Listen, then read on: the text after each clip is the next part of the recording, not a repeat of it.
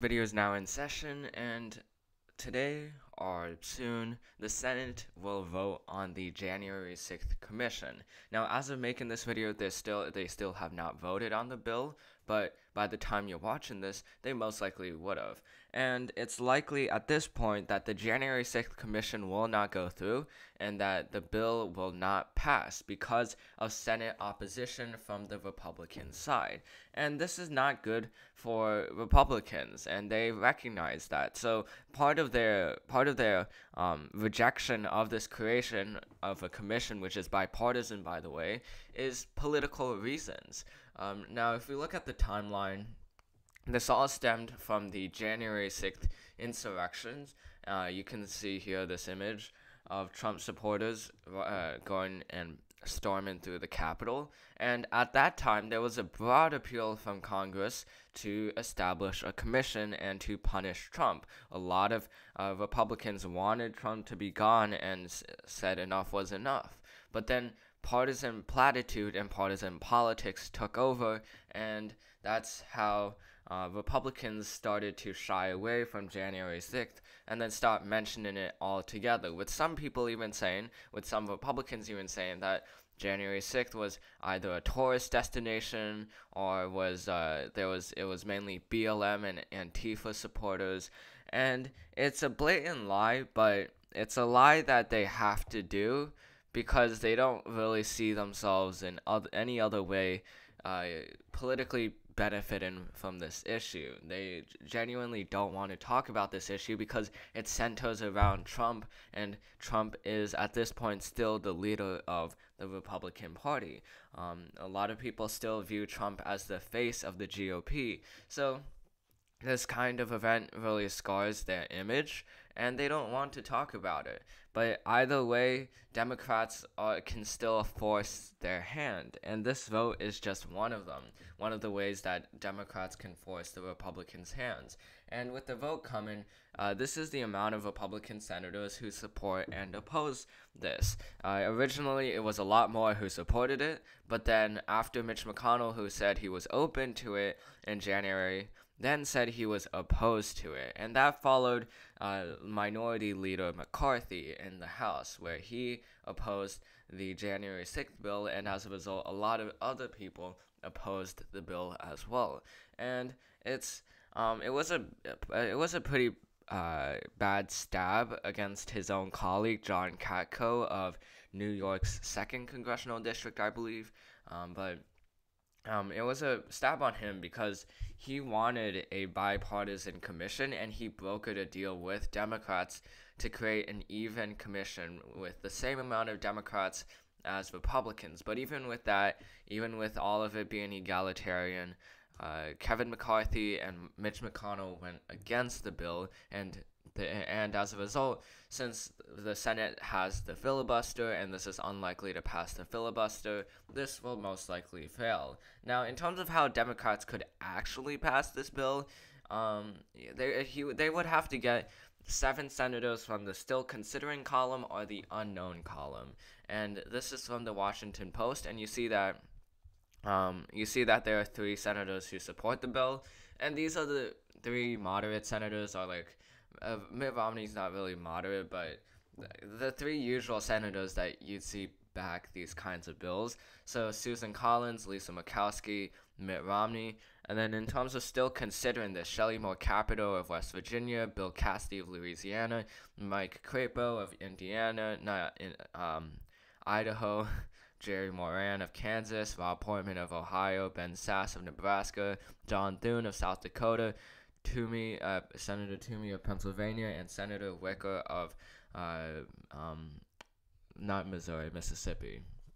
And then in terms of the unknown column, these are everyone from the unknown column. Now from here, I wouldn't expect any of these individuals to vote for this kind of commission. They are more on the conservative side, but on the still considering side, there are a few people that Democrats could try to sway over. There's Shelley Moore Capito. It is a potential. Bill Cassidy is another potential. I wouldn't say Mike Crapo or Jerry Moran would be a potential. Rob Portman is definitely one. Ben Sasse, most likely not John Thune. And then Pat Toomey, And that's pretty much it. That's 5 senators. Um, yeah, it's not enough. Certainly not enough. It would make the support as 8, which would not pass the filibuster, as there needs to be 10 Republicans in support of the January 6th commission for it to actually overcome and surmount the filibuster.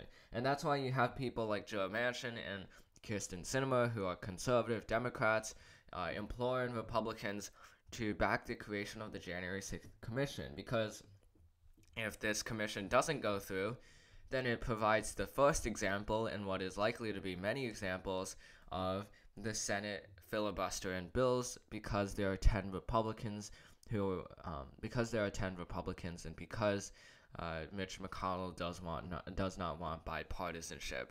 And Joe Manchin and Kirsten Sinema are trying to bet on bipartisanship. They believe that that bipartisanship is still possible and that it's still favorable. But with this kind of vote, if it does not go through, then it starts to tear that down, and it starts to question Joe Manchin's view on this issue. And who knows? He might change his views. He might not. But what Republicans are thinking at this moment is that this kind of bill is not in favor of them. It doesn't play right into their 2022 strategy. It plays against it. And there's past precedent to show this with the 9/11 Commission. The 9/11 Commission, which was created by Republicans after the 2002 election, it was passed in a bipartisan vote in both the House and in the Senate. And what it basically found was that Bush did not do enough to stop the 9/11 attacks, and that Congress did not have enough ineptitude. I mean, the opposite of that. Congress was inept in how they dealt with terrorism attacks before 9/11. So it was a really big slap on the face for both George W. Bush and as well as the Republican-controlled Congress. And that's why Republicans passed this commission after 2002. It's because 2002 was the election, and they did not want anything tampering with that. So as a result, they wanted to make sure that the commission would be created after the 2002 election, so that they would be unlikely to face any repercussions. And that's simply the same thing that's happening here. Republicans are looking back at the 9/11 Commission and seeing that that the commission went against Republicans, even though both of the chairs of the commission, chair and vice chair, were Republicans, or at least one of them was Republican. The chair was Republican. The vice chair, I believe, was a Democrat. And because of that, they fear that the same thing will happen in the January 6th Capitol attack, which was directly caused by Donald Trump, and it would bring more attention to the insurrection that many of them want to simply forget, because it's politically not good for them to constantly talk about this Capitol attack, because it was their supporters that caused this riot, this insurrection to happen. Now, Schumer knows this. He knows all of this, yet he's still going to bring this bill on the floor by the end of this week, by today at this point. And he wants to bring it on the bill, not because he thinks it can pass, but partly because he wants to prove a point to the constituents in its swing Senate district. In 2022, there will be multiple swing states, including in Pennsylvania, as well as in Wisconsin, North Carolina, Ohio, and then less well-known swing states like Florida, Missouri, possibly Iowa. Those are like the very, very limits of the swing states.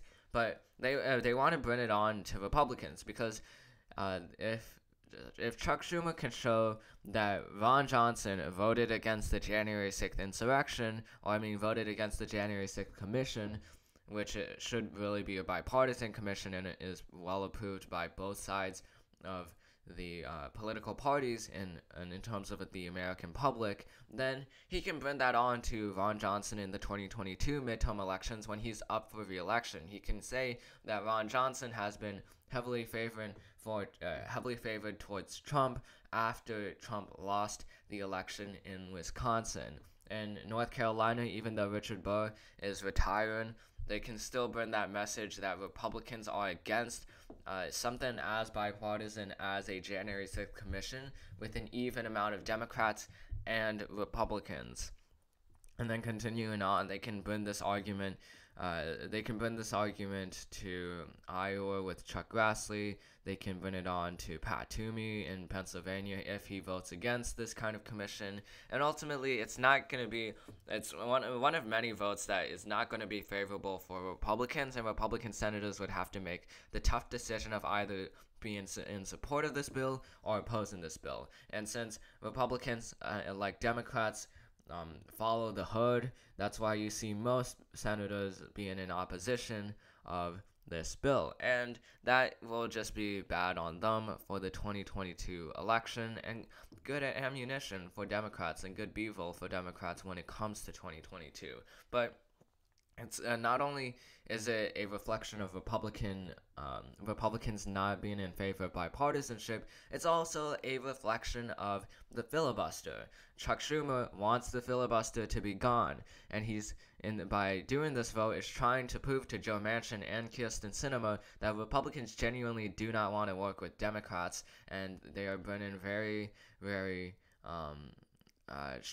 menial bills, counter offers for Democrats' legislation, including infrastructure and as well as family care plans. So by having Republicans reject this bill, Chuck Schumer can add one bill to the list of bills that are filibustered, and eventually it might get enough to the point where Joe Manchin might actually change his decision. And that's mainly what this vote is about. It's unfortunately not really much about January 6th in itself, but rather it's a vote about the Republican Party, what they want for 2022, and how much Joe Manchin and Kyrsten Sinema will go to support the filibuster. So that's the end of this video. Hope you enjoyed it. This video is now adjourned, and I'll see you in the next one.